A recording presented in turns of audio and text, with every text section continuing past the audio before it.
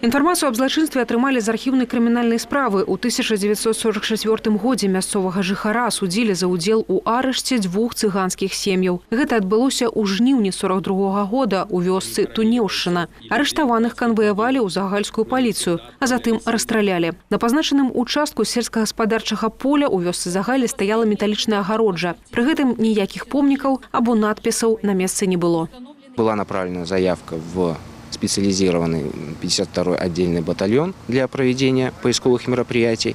И буквально в первый же день поисковых мероприятий были обнаружены костные останки людей. Результаты судебно-медицинской экспертизы подтвердили наши данные о том, кто был расстрелян в этом месте и при каких обстоятельствах.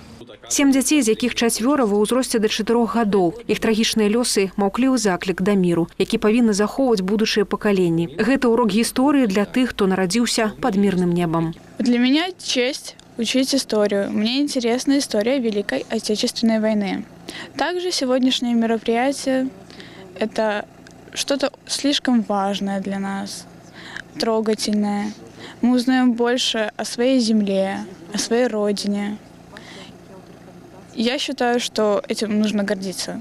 Перапахаванне толькі адна са сторонак маштабнай працы па аднаўленні гістарычнай справядлівасці. Ужо амаль 5 гадоў расследуецца крымінальная справа аб генацыдзе беларускага народа, падчас якога былі знішчаны не менш як 3 мільёны чалавек. У Хойніцкім раёне за 3 гады установлены раней невядомыя 60 імёнаў мірных жыхароў, загінуўшых у той страшны час.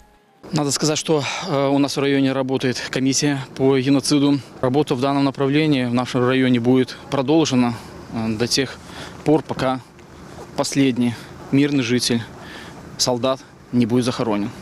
Кожнае знойдзенае месца пахавання ў чарговы паказчык сумных вынікаў знаходжання нацыстаў на беларускай зямлі. Наш абавязак памятаць пра кожную ахвяру і пра тую вялізную цану, якой нашаму народу дасталася перамога. Вікторыя Шахварстава, Ольга Канавалова, Александр Швыдакоў, тэлерадыёкампанія «Гомель».